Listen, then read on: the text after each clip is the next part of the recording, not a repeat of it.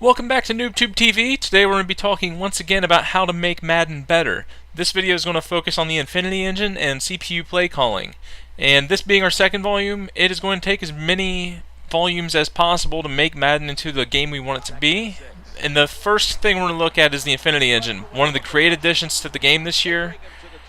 But if you look at RG3's head and his neck in this play, you're going to start wondering when you're going to get some real-time injuries. This is one of those things I've been really kind of pushing for on forums and EA Game Changers, etc.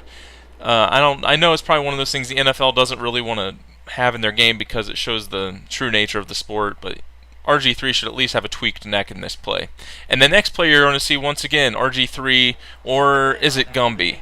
Watch RG3 get sacked, or what looks like his first sack on this play. You'll see what I mean.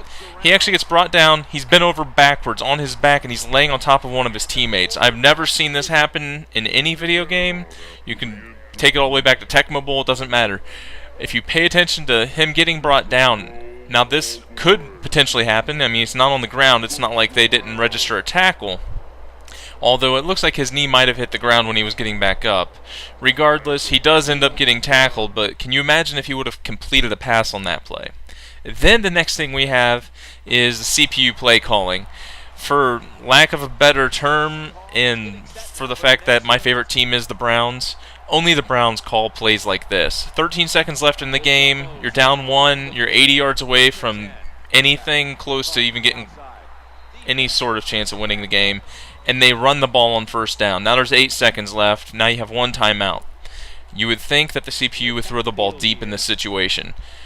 And no, it's almost like they have checked down Charlie, Colt McCoy on their team, and he's throwing into the flats, and now the game is over. It's one of those things that really kind of hurts the immersion, like we talked about before. We want a CPU that plays smarter. We want an AI that actually plays and calls plays like they should. This doesn't mean we want them to cheat, it just means we want them to be smarter. Call the plays that we would call. It might be one of those things where EA should take a look at putting in something where the CPU mimics what the player does, like a VIP profile situation like 2K had, where maybe the CPU can start learning from the human opponent. That way it can play a little bit more rationally.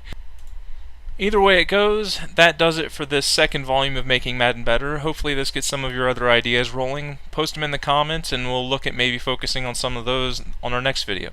Happy gaming.